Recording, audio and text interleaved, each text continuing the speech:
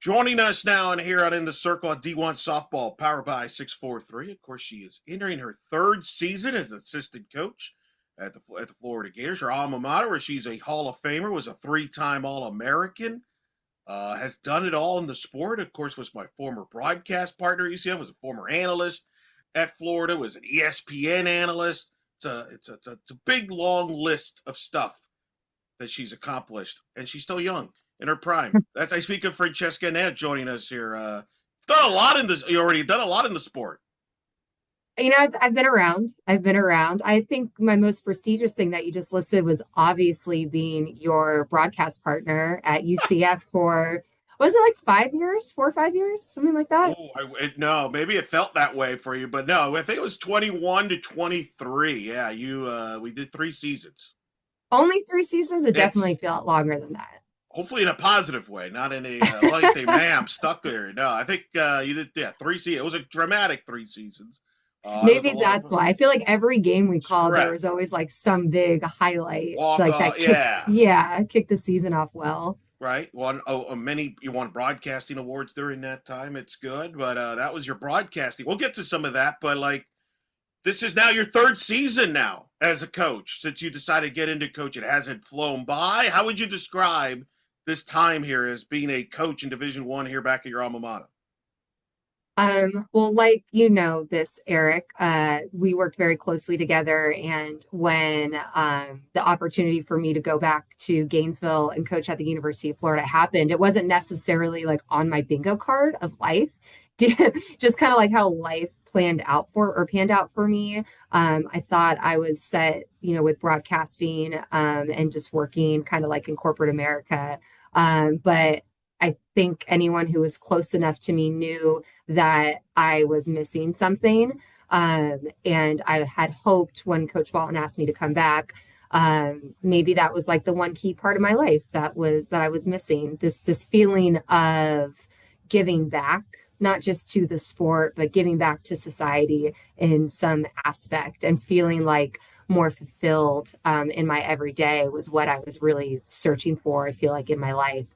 And coaching has done that. It's filled that bucket. That doesn't mean every single day is just like sunshine and rainbows and beautiful, but I feel like that's what makes those great moments even greater, is because every day is like can be such a grind and it's very unpredictable. But the most predictive thing is that every day I get to show up to an amazing culture, an amazing environment, surrounded by pretty amazing people. So, third year, I'm ready to go.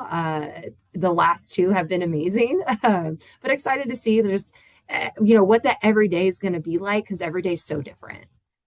I think it was evident to me about that in the first year that after you won the super regional against Baylor, dramatic super regional, winning game 3, and you win in your home field, and and I remember watching you celebrating on the field, which you can't do in broadcasting. There's just no feeling like that. Like I mean, that's the part you're talking about, that thrill.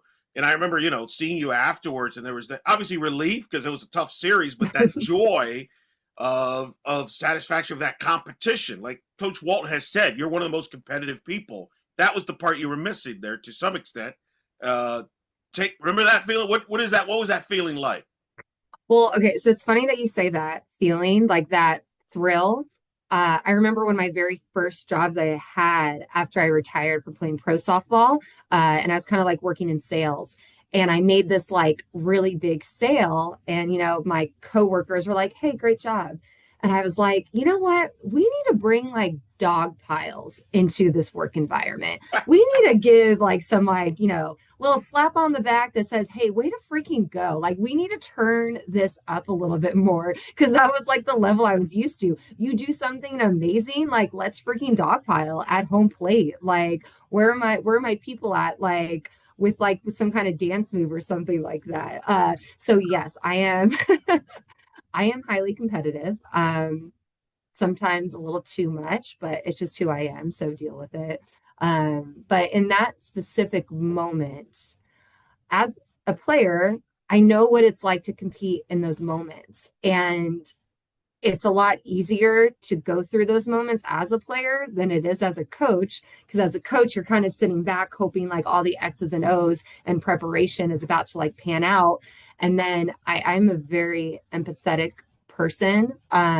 So I can, when I'm looking at the girls on our team or the women on our team, I know what they're feeling and I want that like winning feeling for them so bad. Like some days I feel like I want it a little bit more than they want it, because I know what it's like to get there and to feel that type of success. So when I see them succeed on the field, like in super regionals, when Keegan gets the very last out in a high pressure situation against Baylor's like best hitter that could have easily hit a home run or something like that because she's so good, Binford.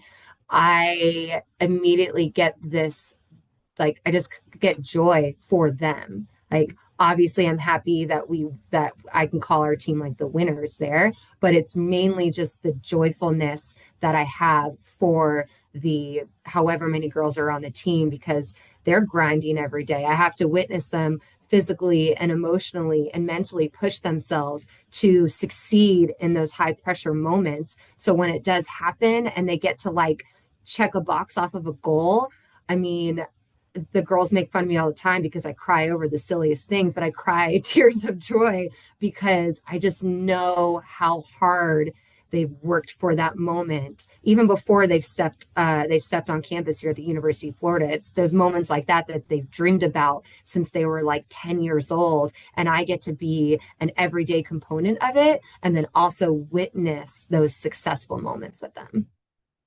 Everything you just said there, I think, is an example of why a Kendra Falby, a Skylar Wallace have both told me that you're a big part of the success as a coach because you could relate to them. You've gone through every emotion imaginable as a student athlete at Florida. You know what it's like to wear that jersey, and that's kind of what Falby relayed to me there. That's does that hit home there? Is that part of the thing too that you pass along your knowledge of your experiences to your players here about what's it like in Florida, what's it like to be a softball player, and the highs and lows that come with it. I mean, I do try, but it's important that those moments happen very organically because you never, like, the last thing I ever want to do is be like, oh, hey, I know exactly what you're thinking. I know exactly what you're going through. Listen to me and I'm going to make you great. Well, who's going to listen to anyone who talks to them like that? So I think it's important for me that regardless of freshman, sophomore, junior, senior, every year is very different for every single player, whether they're a newcomer or a returner. And every moment is about gaining the athlete's trust so that they know when times are bad that they can lean on you for some type of support. And when I mean bad, I'm not talking about like someone's getting benched or something dramatic happens. More just like when I would say like majority of every player on our team have high expectations of themselves and they like they all say it to me. Oh, I'm a perfectionist. So this is really hard for me when I fail. Well, of course you're a perfectionist. You are here at the University of Florida. You wouldn't consider yourself a perfectionist. You wouldn't be the best if you weren't here. But to become better and to succeed is figuring out how to deal with your own expectations. And maybe sometimes we have to reset those expectations. I try not to say these things until they do come to me. So it's important for me again to like build that trusting relationship right from the get-go. As a player, I was extremely hard on myself. I could go back and find the times where I was my own worst enemy and I was a detriment to my own success because of the pressure that I was putting on myself, because of the expectations that I had for myself. And I would handicap myself often because of that. And I actually, at one point playing professionally, I kind of untapped that. It was my very last season playing softball, so it was easier to kind of get into this mindset and believe in it and trust in it. But I untapped that, and so I feel now like it's important that I relay that message to these young athletes who are still trying to mature into women. so I can give them some of those insights, but I can't do it unless they're ready to hear it. But there are very many moments when I'm in the cages with a hitter, or I'm in the bullpen with a pitcher, and I see them just slowly start to think of themselves as a terrible softball player. I can see their whole demeanor like start to get a little bit smaller. And in those moments, I will step up and like tell them and like ask them what's going through their brain. And then I try to combat it like, listen, like, you wouldn't be here if you weren't the best, but you're getting in your own way right now. Like, how do we reset an expectation for you? Like, what are you thinking when you go in there? So it's trying to have just more like honest conversations. And then at the same time, maybe relate with them, like with how Coach Walton coaches them. Like, you know, he's going to make you the very, very, very, very best. But that doesn't mean every single day is going to be the easiest. So I think some days it's nice when they can look at me and I'm just like, you're doing it right. You're doing exactly what he wants. And other days they'll look at me for reassurance and I'm like, stop looking at me and go play softball. Like you don't need to always Right. have someone hold your hand. Like this is where you need to grow up. But no, it was interesting. Like, a number of players like Kendrick told me that the beauty of you being there is they could go up to you and talk to you about anything, not just softball, but just life in general. I mean, we forget these are most cases 18 to 22-year-old young women are trying to figure out who they are. You've Yeah. been in those shoes. There's that voice. That's probably the part of the uniqueness. Do you sense that responsibility of, being a woman and showing them the way? Because that's part of the coaching deal is to, give them the right path in this journey as they try to figure out who they are as human beings, not just softball players. Um, I don't I don't have all the answers for life. I wish if I did, heck yes. Like hit me up on my email. Like maybe there's a cost. I'm kidding. But um I don't have all the answers. And even and I relay this to the athletes every day. Like a lot of the things that you struggle with, like with just softball in your life, like I struggle with that every day in my life too. Nothing like life is always going to give you challenges, just depending on where you're at in your life. It's going to have a different name and it's going to feel and look a little different. But it's figuring out how we solve problems and how we grow and who we want to be as a human being. It cannot always just be your outcome of what's happening on the softball field. Uh, like I said, I don't have all the answers, but I always rely or relay back to try to be a good person, try to control what you can control. I can control my attitude every single day towards our players, towards our coaches.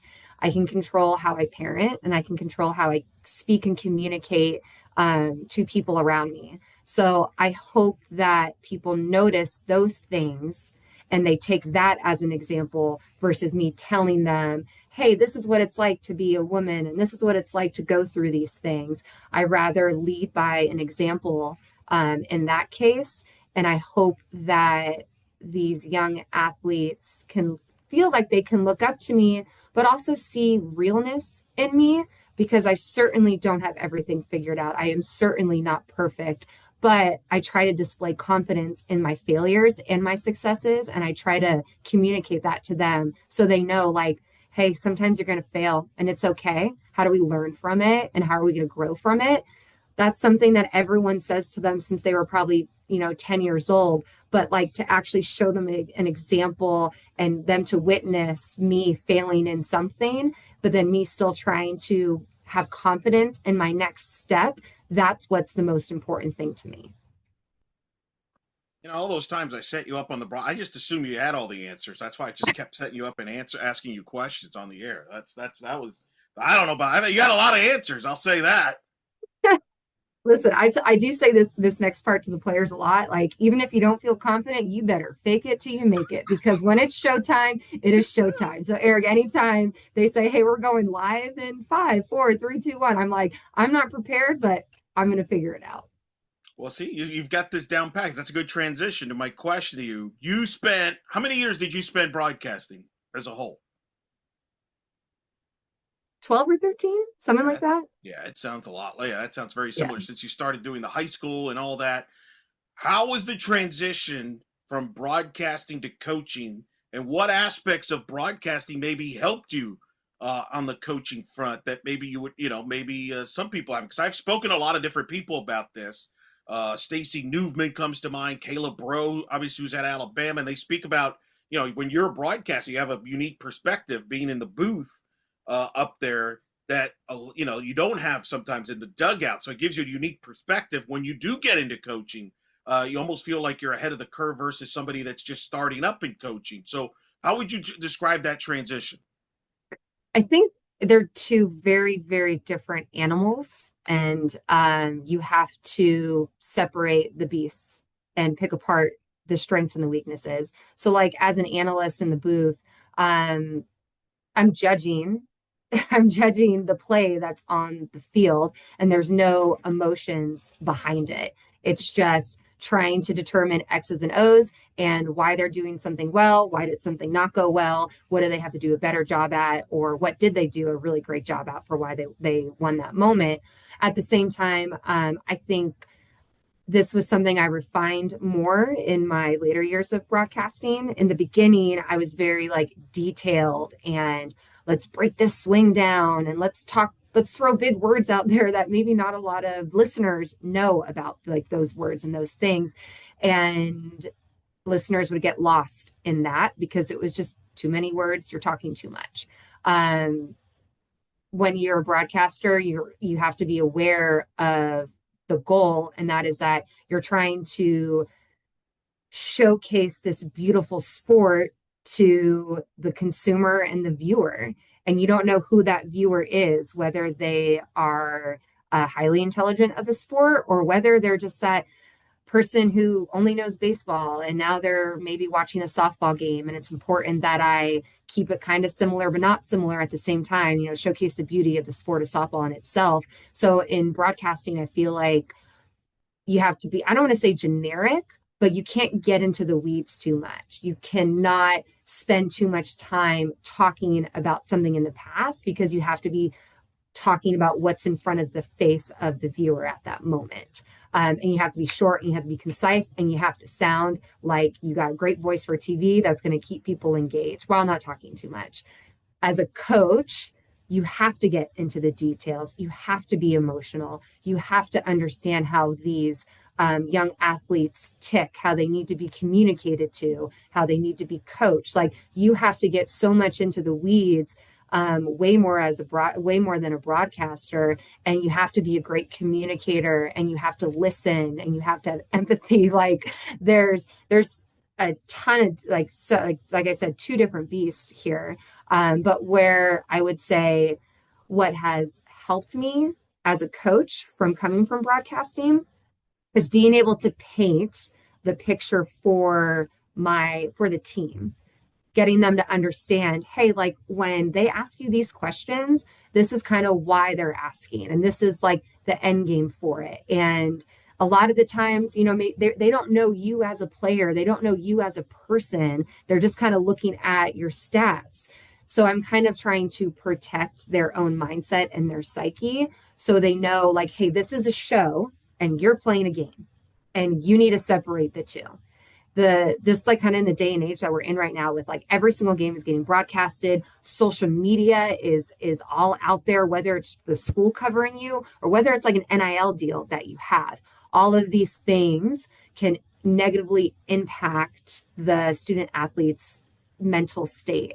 And so if I can find any opportunity to try to snap that and get them to like not get into a deep bad part in their brain of thinking, I will take advantage of that opportunity. So I can do that with broadcasting a lot of like, hey, don't read too much into why you didn't get chosen to like be interviewed or why they didn't do this or why they didn't do that. Like it's you're making this way bigger of a deal than it is. Or like, oh, they didn't like say this about me, who cares, I'm saying this to you in front of your face right now, you are great.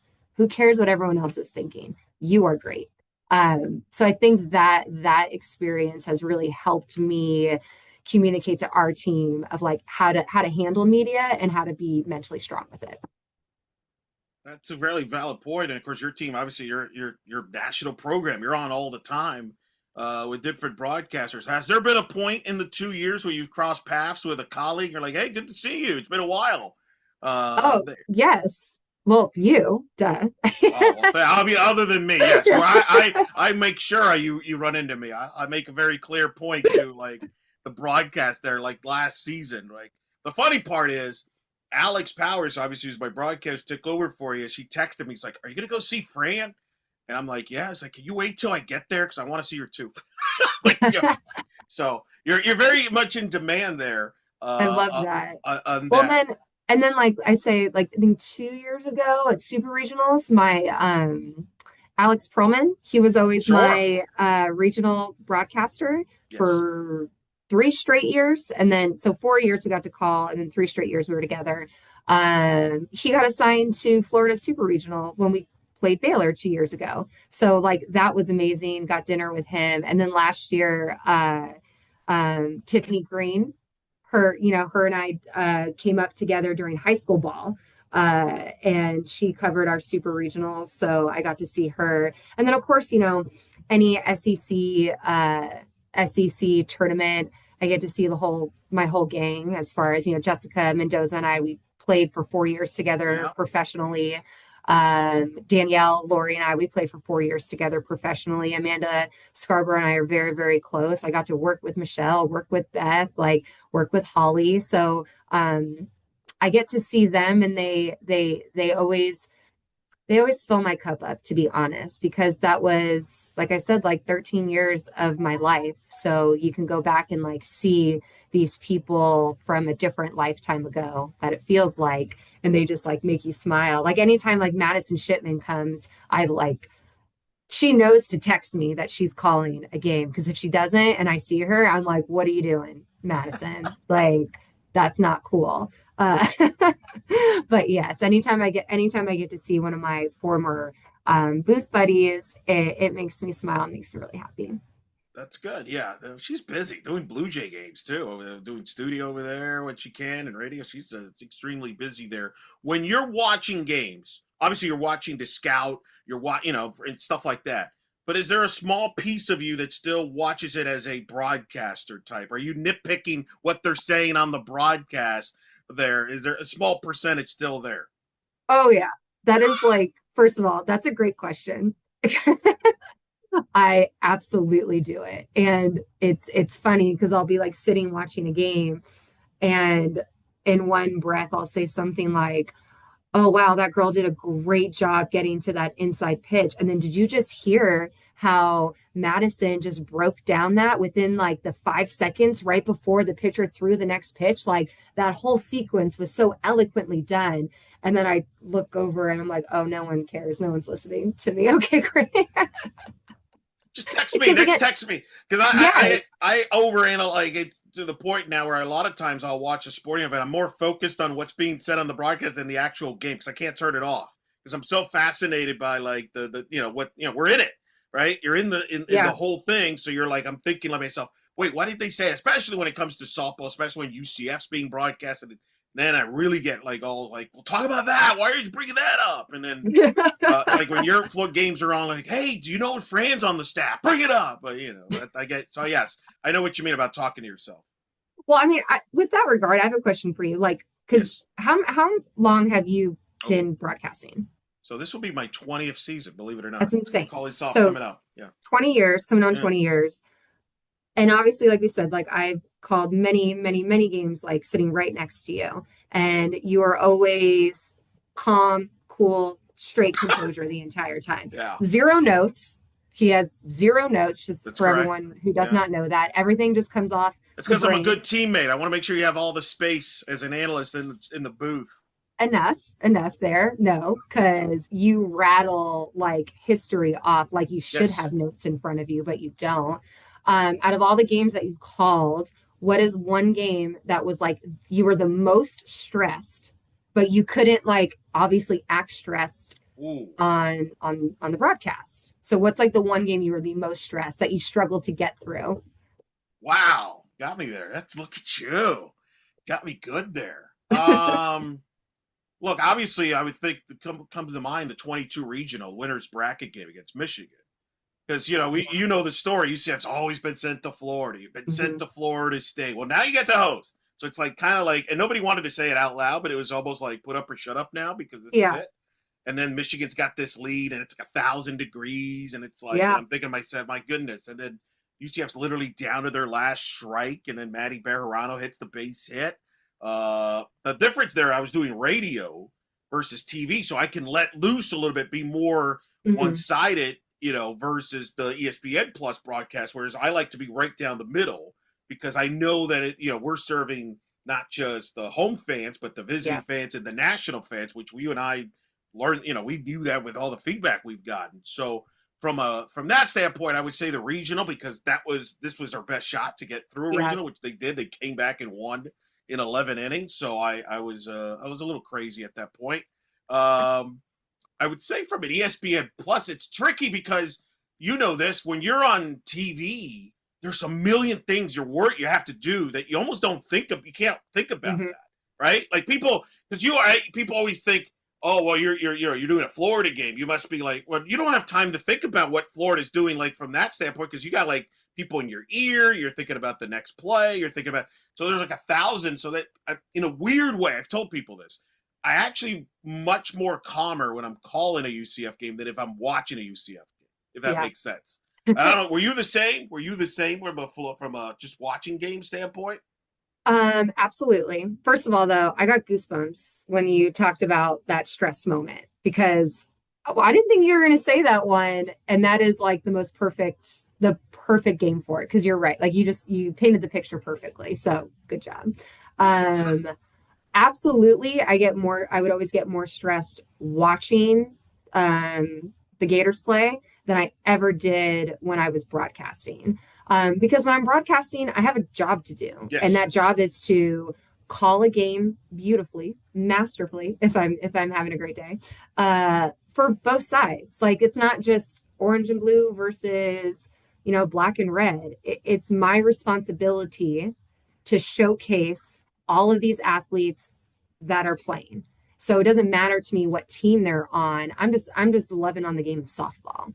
Uh, Regardless. Honestly, I think it was always easier for me to be more unbiased when I was broadcasting like a Gator game because like in my head, I'm like they should be great. And so when they weren't great, I'm like, yeah, they suck. Like this other team's just running them in circles. What do you want me to say? Like It's true. um, It's true. I mean, now, like as a coach, obviously it's very, very different because, like I said, like we're in the weeds with them every single moment. But like just as like a general fan, I was always like so stressed. Do you remember when Florida played against Texas A&M and it looked in a super regional? And like Jordan was it Jordan Matthews hit like a walk-off Yep. home run. Yep. I think Tori Vidalis was like a senior that Yep. year. She It had a whole. totally Yep. looked like, yeah, it totally looked like A&M was going to win Mm-hmm. the series and go to the World Series. Yes. I turned the game off because I was too stressed and I couldn't handle it. I turned it off. And so I'm on my phone just trying to find like look at Twitter updates for, Gator softball at Gator softball to say like thanks for a great season or something like that. And it wasn't updating it. It wasn't telling Sure. me anything. So I go to A&M's Twitter or X, Twitter at the time, and it was like, thank you for a great season. I was like, wait a minute, what happened? I'm the queen of that. Like, if Oh something's wow. gonna make me angry on TV Wow. out of a game, like I can't watch it. I'll just turn it off.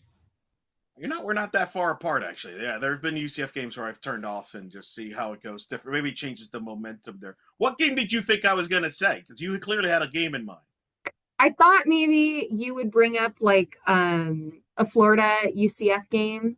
Um What's funny about that, I almost felt like that was one of our easiest games because obviously no, like I knew, like you knew obviously Florida inside out, and one of my favorite prouder moments was, I forget which year it was. It might have been both years that we did. We did two UCF Florida games together, and the Chronostal, the where Tim would bring in Katie Chronister, and yeah, they would do the shift, yeah. and every broadcaster in the country would always get confused, but you knew it was coming. I remember you even would tell the SID, "Hey, look for this," Mhm. that because then, and they're like, "What? What are you talking about?" Then you told the producer in advance and all that, and then we were ready for it. We nailed it, and you were analyzing it. And I just kind of laid out that. So actually, it was kind of one of my favorites because we both were on top of that. Like Yeah. I felt very. In fact, it was so noticeable. because I remember last year at one point, Alex asked me like, "Hey, are you going to reach out to Florida?"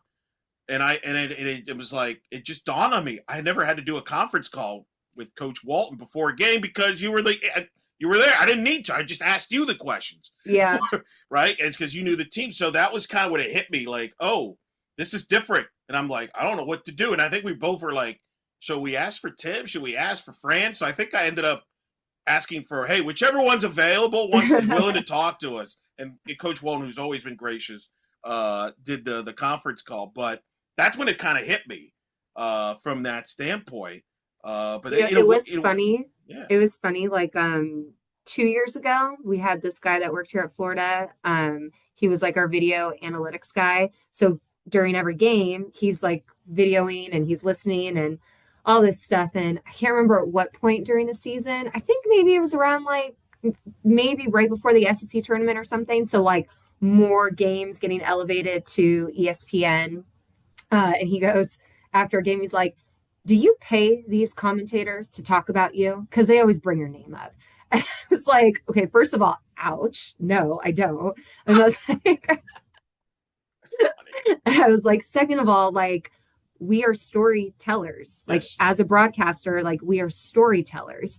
And me now in the dugout is a story. It has nothing to do with any anything about me, anything great I've done or anything bad I've done. Like, I am not that fabulous, I promise. I'm just a storyline. And I go, and then thirdly, with that, like a lot of these broadcasters I've worked with, like we've sure. grinded it out. Like we've learned and we've grown together because that's really the only way you can get better in that industry is like working with other people, doing your job and trying to pick up on things and learning from each other's mistakes.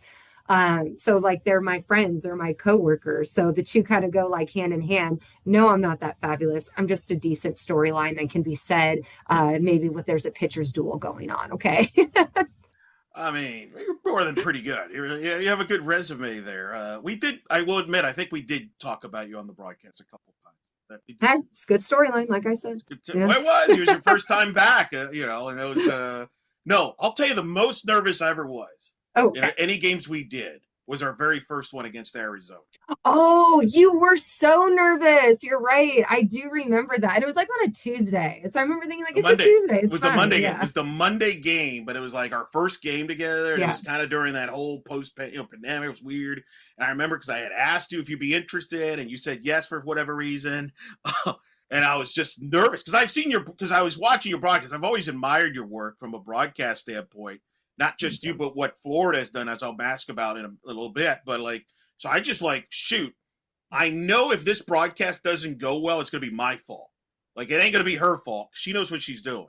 And I think there was a moment there during the game early on where you're like, we were, like, hey, just relax. Or I think you cracked a joke or something. It just kind of like, eased everything. And then I think we were off and running from that point. But that was probably the most nervous, just from making sure everything was good, making sure you were happy, because that was my concern. When really it should be just about what's going on the field. That's probably the most nervous, at least with you I, anyway.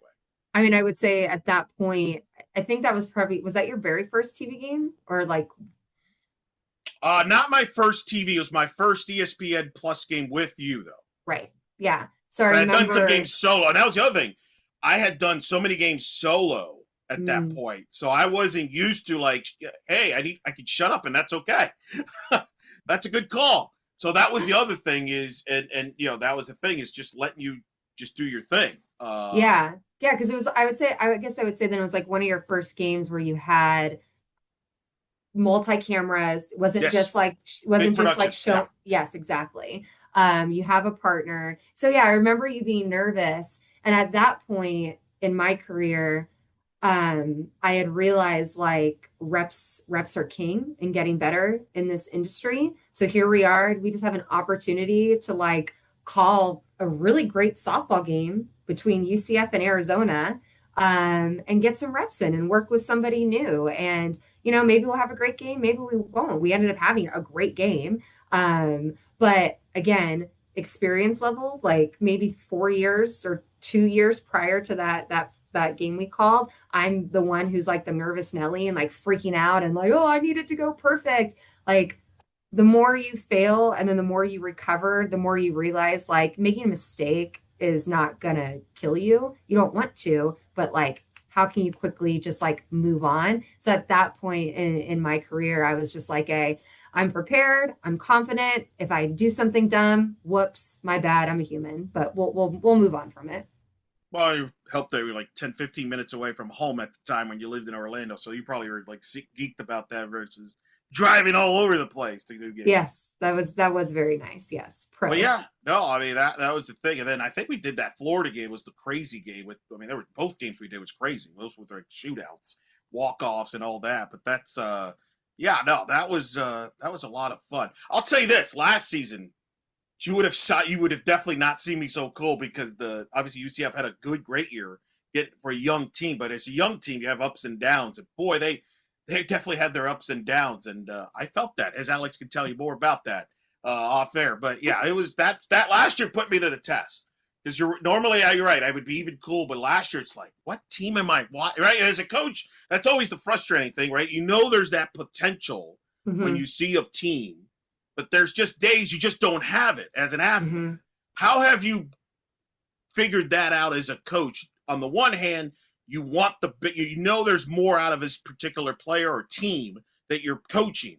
But on the other hand, there's the player side of you that knows, hey, there's just some days it's not your day. Yeah. I don't have that figured out. I'm Okay. definitely trying to Let figure me that know. out. Yeah.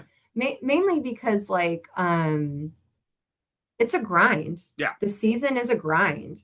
And I definitely I communicate that to the team often.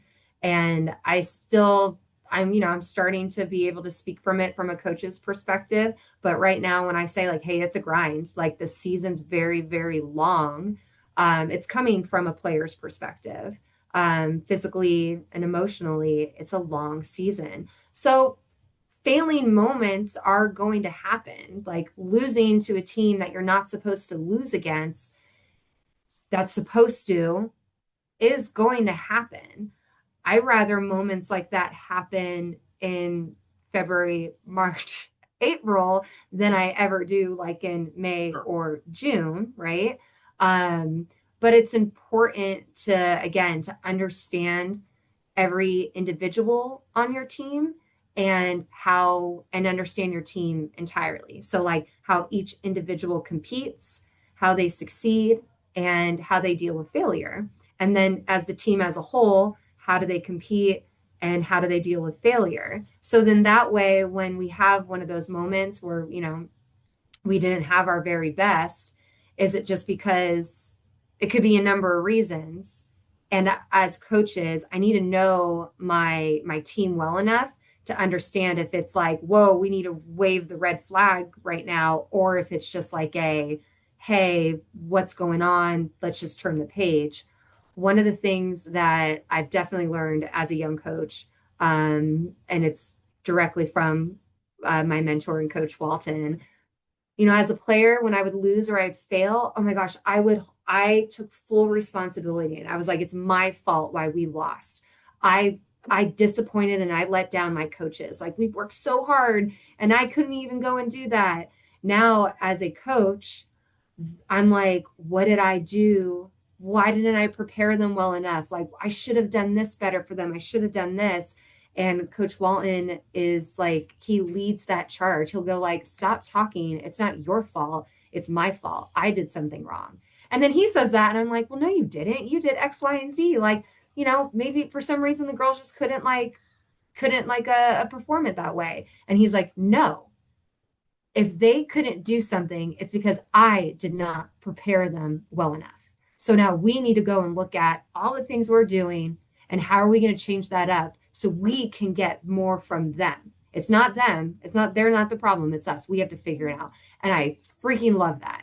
Like, I love that. Because as a player, I would take that responsibility, I would take that ownership. And I never really thought my coaches would think that. I thought they would just be disappointed that we couldn't do better for them. But that's not the case. I and we don't tell that to our team because they need to focus on themselves and their team, and they need to focus on the locker room because that's the one part like we can't necessarily touch. Um, so I just love that mindset, and I love that it's like no matter what we are doing, like every single day, we have to find ways to be better. We can't ever think that we have the answers. We can't ever think we have the solutions. And we can't ever think that we have the recipe for success because that is going to change every single day, just like a swing can. I know that makes a ton of sense. How do you coach and relate to players today, like a Taylor Shoemaker, Mm. who had an incredible freshman year, uh, one of the best freshman years maybe a Gator hitter has ever had, and things like that. What's it like? It seems like these players, are they more advanced now than they were when you were coming up? I mean, describe those type of players that you're now helping recruit, but also coaching and helping develop. I mean, Taylor Shoemaker is a very special player. I think all our players are very special, but and what she was able to do last season was pretty incredible and unheard of. I remember when she hit like another home run, I was like, this doesn't happen. I was like, no one just hits home runs every single at bat. Like no one does that. And she was doing it. What I love about someone like Taylor is that she's so successful because of how easy she can simplify the game of softball. She doesn't the more she thinks, the more she overdoes something, like maybe like the less production like you get out of someone like her, the less fun she's going to have. She loves to play softball. So how do we make it fun for her? How do we keep making sure that she loves it and has nothing to do with like her own success, has everything to do with what she can do to help the team. Not a lot of players are built that way, and that is who Taylor Shoemaker is to her core. She gets out, she's pissed that she could not help her team out in those moments. She's not someone that needs a ton of coaching because she has like that right mindset. She was young last year, so some things she would like when she had like a little streak of failure, so not hitting a home run every at bat. Uh, she would maybe try to do too much. And then those instances, her and Coach Thomas work very, very well together, very close. He just like brings her back and reminds her of like how good she is. Or, sometimes maybe like get firm with her. The funniest thing happened one time during the season. I was coaching first base and think she got on as on an got on to first base as on an error, and I took her elbow guard and I just had my hand on her back like that, and she goes, "Stop being nice to me, like I suck, and you guys are all just too nice, and someone just needs to yell at me, someone yell at me," and I was like, "Oh my gosh," I go, Taylor, like I'm like, this game well enough to know that you failed at your job just there. You don't need me to tell you that you just did a piss poor job. Now, if you want me to yell at you, if you need someone to yell at you, then go in the dugout and Coach Thomas can speak firm to you. But my job right now is to tell you that, hey, next at bat, we're going to get it done. I'm like, yourself well enough to know you just failed. Why do you need me to remind you of that? And she was just like, well, yeah, but this is hard. I was like, I know. I know. That's funny. That's a great story. That's pretty good. Were you one that needed to be yelled at once in a while, or were you one that needed to be encouraged more? What was your style when you were a player? Hmm. So I feel like all my travel ball coaches were yellers, like yell, yell, yell, yell, yell, to where that had been like conditioned in my brain. So like honestly, I was very much like Taylor. I got out, I'd be like, don't give me a high five. Don't look at me. Like, I'm terrible. I don't deserve anything in this moment. So like I can relate to Taylor in that. So probably I needed encouragement. I needed someone to tell me like stop thinking that you are an awful softball player and just move on to like the next opportunity you can to make a difference in this game. Um, I was hard enough on myself as it is. And honestly, I feel like a lot of college athletes are really hard on themselves. Like 80% of them are, especially Sure. the ones like that we coach. 80% of them They feel like they don't succeed in a moment that they have, and they're like already thinking they're the worst softball player in the world. So I can obviously, like I just said, I can relate to that. So I try to swoop in real quick and be like, get that out of your head and stay positive, please. Because your number is going to get called again and you can't be thinking about what happened in the past. Um, I definitely tell the team a lot, like, if you like, I'm honest, I'm going to be direct. The girls know that about me. If you want someone to sugarcoat something, go to Coach Thomas. Uh, but I will always be there to encourage you. I will hit you with the hard, give you some good, hit you with some more hard, and then, that last layer of that sandwich, I'm going to tell you how amazing you are because you are. Do you feel like having gone through the experiences you did as a player, because you were hard on yourself? I mean, I covered you as a player. Because the sport is a game of failure. I don't care how good you are, you're Mhm. going to fail. Does that experience, do you feel now it was almost worth it to help you in this journey now as a coach? Knowing that you almost like you're probably telling your players this, and there's probably a part of you there like, why didn't I not know this when I was a player? But here you are telling these players, don't beat yourself too much because this sport's gonna beat you up as it is. Oh, absolutely. And yeah, like I mean, hindsight's 2020. Like even when I feel like I figured out the correct mindset to have, the correct psyche to have, um, failure can really disrupt your brain chemistry and can really make you believe some things that you probably should not have to believe. But it's important that you have someone near you that you can trust, that you can lean on, that is going to either put your arm around your shoulder or they're going to say, hey, go and get that done. Like, let's go. At the end of the day, softball is softball, wins, losses. How can we help these young athletes become the women that they hope to dream of one day? It's about being good human beings. It's about raising good people. We bring people to the University of Florida because we want to win a national championship, but there's so much more that goes into that these young athletes and probably some of these parents don't necessarily realize that if you trust the process and you trust the grind, you're going the how you enter college and how you leave, you should be two totally different people. You should come to college as a girl and you should leave as a woman and you should see the blueprint for the next level of like women that you want to become. And I feel like that is where we focus a lot here at Florida is how do we be good human beings as coaches so that our players want to match that. And then that good humanness trickles and carries over into being a good softball player. What's the describing differences coaching in the World Series versus playing in the World Series? You've done it both. Coaching is way stressful, way more stressful. Okay. Uh, Playing, easy. Give me Danielle Laurie's change up. And let me try to hit that again versus sitting in the dugout just like, oh gosh, let's hope. I don't want to say let's hope. Hope's not a strategy. Sorry. But just like, come on, let's do this. Like, Careful. ESPN shows that game every so off once in a while. They'll pop that game in there somewhere, like getting you prepped for that. They just love showing that. I know. It's important. Sometimes it's important to see yourself losing on the biggest stage.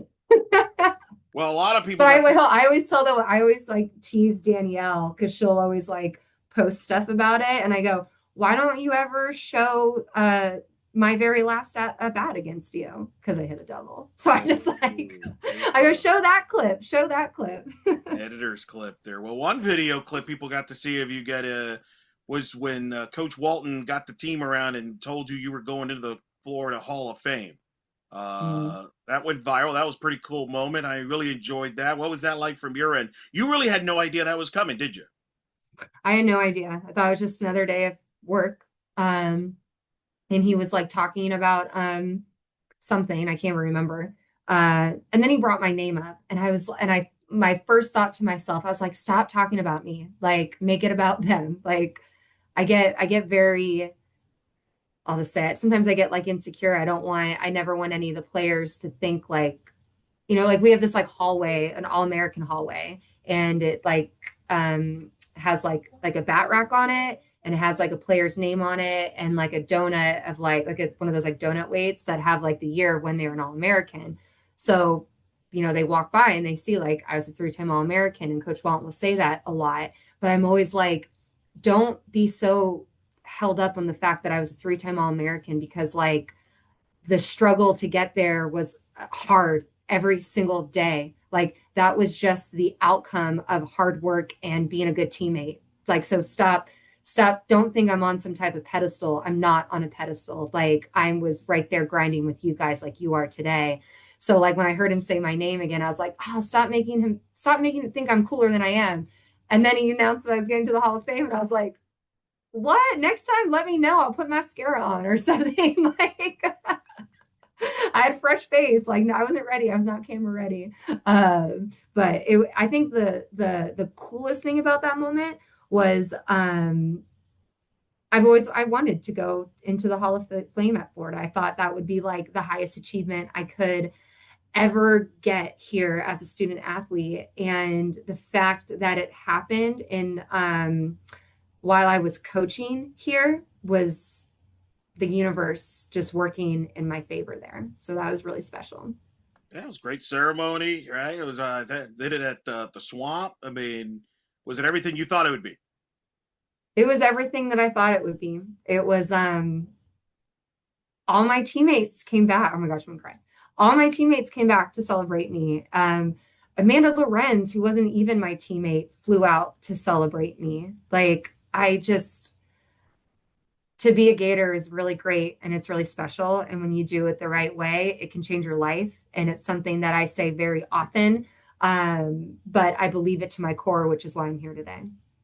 Well said. That's really good there. Couple things before I let you go. We could, because of course we did long. Of course we did. You and I love Of talking course, a of lot. course. I got to get your broadcasting head on. Obviously, big story. If we record this, our good friend Kyle Crooks making his Nebraska football debut. He's now the voice of Nebraska football. He will not be around. Ryan Urquhart is back on board, which is kind of wild for me because I remember meeting him in 2017 when Adam Schick was showing him how the radio equipment was working because he was going to go on his first radio trip to broadcast for Florida. So this, to me, it's kind of like full circle for him. So I'm excited for him. But your thoughts? You worked. How long did you work with Crooks? Kyle, I can't remember, like 6 years, I think that sounds right. 6, 7, something like that. Yeah. Yeah. Yeah. I feel like my very first season that I broadcasted games with him, we did like a three-person booth with him, myself, and Kelsey Horton. Ooh. So that was new, that was different. It was like his first time doing TV.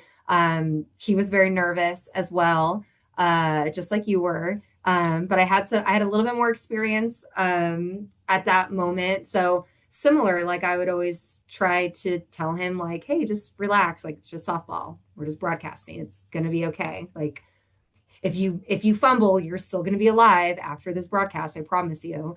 And then I had the chance to work with Ryan as well. So like when Kyle was still busy covering like women's basketball, Ryan would take his place. So I got to broadcast games with Ryan.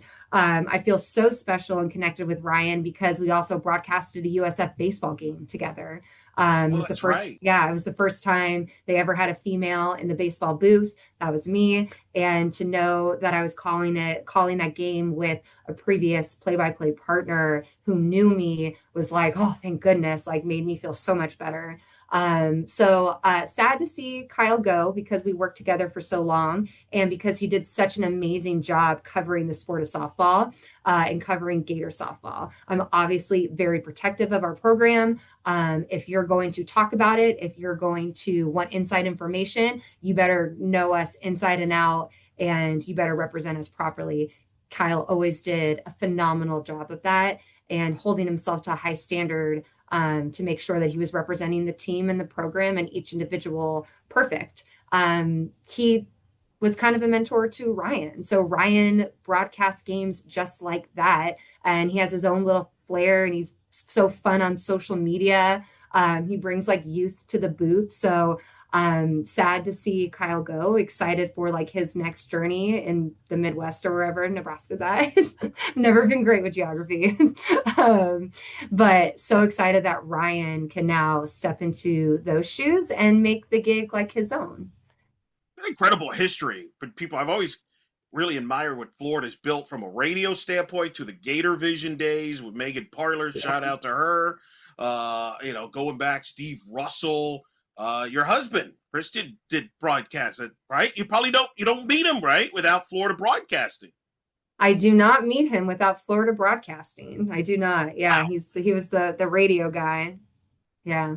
I fell that's the joke. It was like I fell for the radio guy. It was meant. See, it was meant to be. It was all your few Met all cross paths there. I Uh, do tell, like I say that I know I say this to Coach Walton, and I know Aubrey Monroe has said this. cool. Um, uh, like we go, thank you so much for recruiting us to Florida, because without you bringing us to Florida, we would have never met this person that we love so much, and I would have never had this beautiful family that I love so much, never thought I could have. So we always say that to him. Fair. It's very true. It's very valid how all that works out there. There. What are you looking forward to now as you enter your third season as a coach? That maybe you're probably more comfortable now than you were, say, 2 years ago. That makes a ton of sense. You've been to the World Series back-to-back years, great years, but I know you all want more because Mhm. that's the high expectations that you have for yourselves. What do you kind of hopefully you accomplish here as you get to fall ball? What's the key to building that chemistry for hopefully to get to your goals that you want to have? Well, every year is different and every team is different. We're like in week 3 right now. So it's still week 3 still kind of feels like week 0 because you're still, we're not a coaching staff that's very much like, hey, you do this, you do that, and you're going to be successful. You do things my way. We're not that at all. We're very much like we coach to the individual and then how that individual is going to mesh into what the team is, because again every team is different. There's not just like one one slot that everyone needs to fit into that. So it's important that we build those relationships right now, and that's really where we're at, is how are we going to build this, how are we going to build good relationships, how do we progress existing relationships, and then from there determining how do we create good team chemistry with these people, with these new individuals. So I would say we're like in the phase 1 of that right now. But being that we have a new team, more probably like an even amount of new people versus returners, just a lot more like team bonding moments we're going to try to do. We just had Lake Day where go to Coach Walton's lake house, try to go wakeboarding. Some of the girls go tubing. Um, we always do community service events because to the core that is what Florida softball is all about. So it's just, again, it's kind of just, it's more things off the field than it really is stuff that we need to do on the field. The on the field stuff is not the easy stuff, but can be easier than the off the field stuff a lot. Cuts and relays, drills, all those things, pretty standard. But again, that's where we really use individuals right now as a way to train, but develop the relationship between coach and player. So building that right now is key to then building the chemistry part. It's good. Well, that's all the questions I have. Do you have any last questions for me here? You get me in the hot. Yes. Yes. What I do you got got one for more me? question for you. I've always All been right. curious about this. Okay. So again, 20 years, well, 20 years you've been broadcasting, but 20 you've of been a softball. fan of the sport forever, longer than that, obviously, right? Yeah, a couple of years. Yeah, I mean, I would go to a couple games back during Stephanie Best's playing days. Yeah. If you were going to play one position, and it's not like what position you think you're good at, like, I mean, Ooh, like dream big, right? Dream sure. big. If you're going to play one position on the field, what position would that be and why? Would pitcher count? Yeah, of course. Yeah, I would pitch. Oh Especially, my gosh, really? Why? I just like throwing, pitching. I was not a good fielder. I would have definitely Okay. been a DH, DP. I would not have been. not somebody you want to have with a glove on. So, okay, so talk to me through this situation, this scenario, Oh okay? boy. Yeah, Uh, you're the home team. sure. You're the pitcher. Okay, super regionals. You've already lost, like you beat this team once. Sure. They beat you once. It's the if necessary game, bottom of the seven, bases loaded. Your team is up by one. You have two strikes against this batter. What's your mentality like in that moment? Can you handle the pressure? Close the door. Yeah. If I've gotten that far, I'm just happy I've gotten that far into the game, just like I'm old school too. Like I'm like, hey, let's, throw every game. Give me the ball. Like, So you're not you don't back down from the big moments. No, not from, that's why I say pitching would be good. I like that. I was, well, you know what? I was testing that because sometimes people say pitcher could be fun to throw the ball all the time, Now, which is if actually I'm what you facing, said. if I'm facing you, it's a different story though. I'm walking Well, you. yeah, because you'll lose, Yeah. obviously. Yeah. Yeah, Clearly. yeah.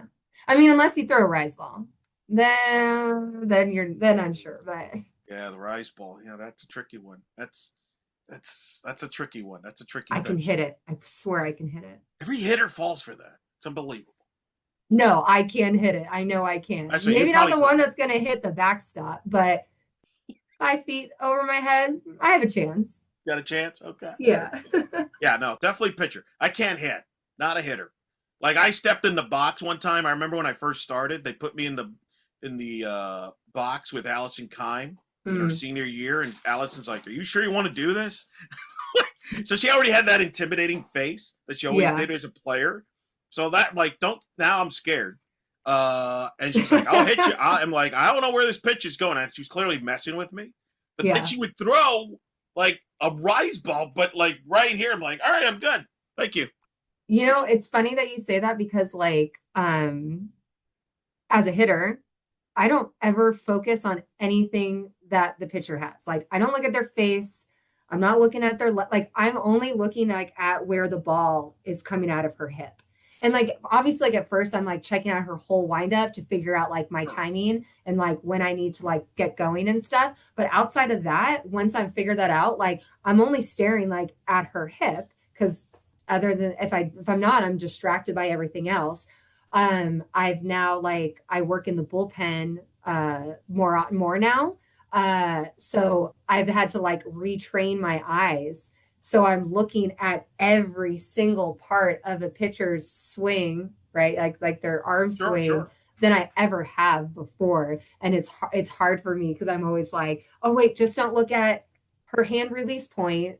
Like you're not trying to just pick pitches here. Like you're trying to look at off mechanics. So like, I'm like trying to retrain my brain right now to think more as like a pitcher than as a hitter trying to demolish a pitcher.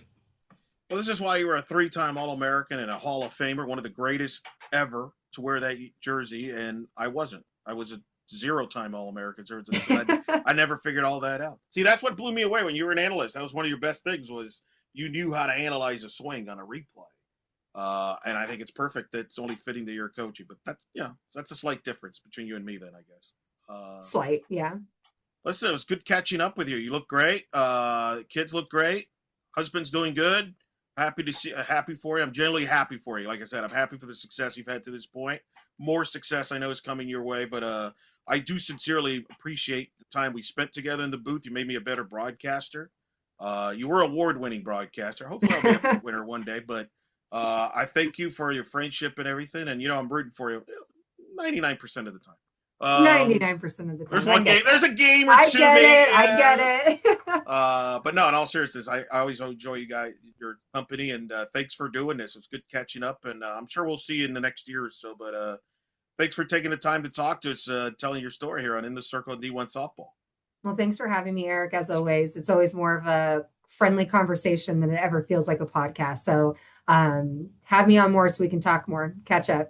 Deal. You call the shots. You let me know. Just like in the booth, you tell me what you want, I'll set you up. I got you. I got you. Thank you so much, Eric.